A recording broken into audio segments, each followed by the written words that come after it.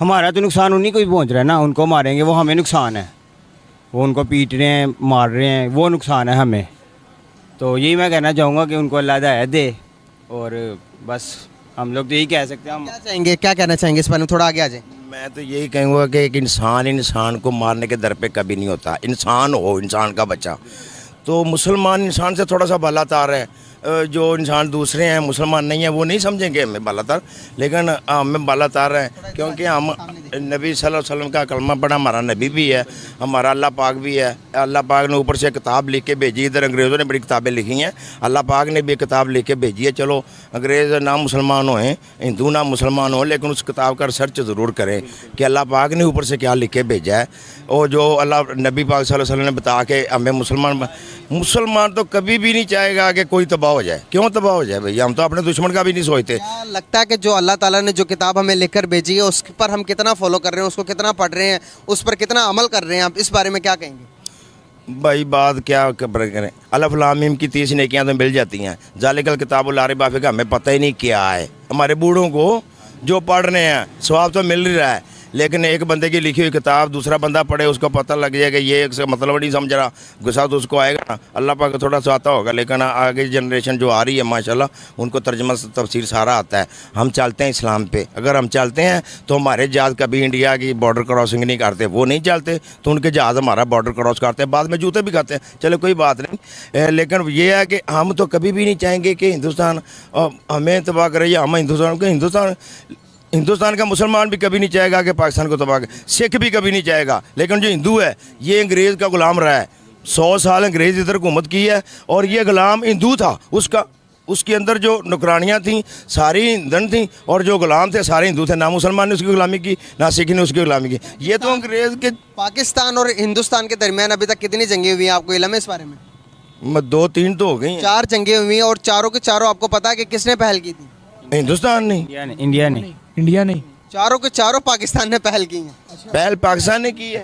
पाकिस्तान ने पहल की है। अच्छा किया फिर तो। नहीं कुछ ना कुछ वजह तो होगी मेरे भाई, कुछ वजह होगी जरूर। वजह इसलिए थी कभी भी पहल नहीं करते हम। पाकिस्तान ने सबसे पहले पहल की, और सबसे पहले आपको लगता है कि जंग में और चारों जंगें किसने जीती होंगी? चारों जंगें 1-2 तो हमने जीती हैं, ऐसे ही है, 2-3 हमने जीती ही होंगी। जीती तो है। 65 हड़ी जंग हम अब कोई और हिंदुस्तान से इधर आए हमारे पास तो हम उनकी इतनी इज्जत करते हैं, यहाँ पे वो चला जाए तो हमारे कोई करता ही नहीं है। शुक्रिया करते हैं। अस्सलाम वालेकुम। वालेकुम सलाम। कैसे हैं आप?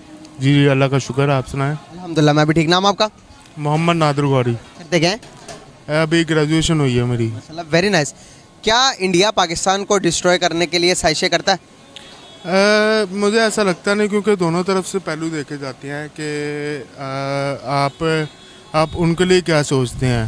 ठीक है, वो जब आप उनके लिए बुरा सोचेंगे पॉसिबल ये है कि वो भी हमारे लिए बुरा सोचेंगे। सोचे अट्रैक्ट तो करती है ना एक दूसरे को। जब आप यहाँ से ऑन द कैमरा उनको गालियाँ देंगे तो वो आपको ऑफ द कैमरा भी देंगे, ऑन द कैमरा भी देंगे। हाँ जी, जिस तरह मतलब कि हमारे भी एक्टर्स वहाँ से जाते थे, आतिफ असलम ने उनसे बात की थी ऑन द स्पॉट कि वो हमारे लिए कि जैसे पाकिस्तान जो है वो जब पाकिस्तान को गालियाँ देते हैं तो आपको कैसा लगता है। तो उन्होंने ये बात की थी कि हाँ जिस तरह आपको हम जब गालियाँ देते हैं तो आपको जैसा आप फील करते हैं वैसे हम लोग फील करते हैं। एग्जैक्टली। तो ये क्या समझते हो आप कि पाकिस्तान और इंडिया के दरमियान जो ये नफरतें हैं ये किस वजह से हैं?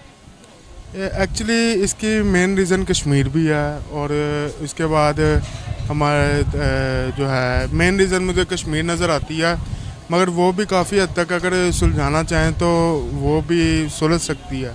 मगर वो एक ऐसी प्रॉब्लम है जिसकी वजह से हम आपस में कभी दोस्त नहीं बन सकते, कभी तजारत नहीं कर सकते, कभी कुछ नहीं। हाँ मगर ये है कि इंडिया ने हमारी काफ़ी सैलाब के टाइम सपोर्ट किया, उन्होंने मतलब तजारत किया, उन्होंने टमाटर वगैरह ये चीज़ें हमें दी हैं ताकि हम थोड़ा बेहतर उसको कर सकें। बिल्कुल सही। उन्होंने टमाटर हमें दिए, लेकिन वो टमाटर भी हमने ज़ाया कर दिए, रोड में फेंक दिए कि भाई इंडिया के टमाटर नहीं चाहिए। हमें ये अखलाकियाती तौर पर ये कैसा रद्द-ए-अमल? मगर इस तरह करना नहीं चाहिए कि आप अगर कोई चीज़ कोई अगर एड आ रही है, कोई अगर परेशानी में हमें कोई चीज़ दे रहा है तो हमें उसको अप्रिशिएट करना चाहिए। ना कि हमें मतलब के जो है दुश्मनी करके उसको ज़ाया कर देना चाहिए, क्योंकि ये अल्लाह का रिस्क है जो कि अल्लाह ताला ने किसी के भी वसीले से बना देना है। सही बात। तो आप फ्यूचर देखते हैं आपके, अगर हम फ्यूचर के अंदर ये जो से अगर फॉर एग्जांपल का सोचें कि अभी इंडिया और पाकिस्तान का मसला हल हो गया, कश्मीर का मसला इंडिया और पाकिस्तान के दरमियान जो कश्मीर का मसला हल हो गया, तो क्या इंडिया को आप एक्सेप्ट करेंगे?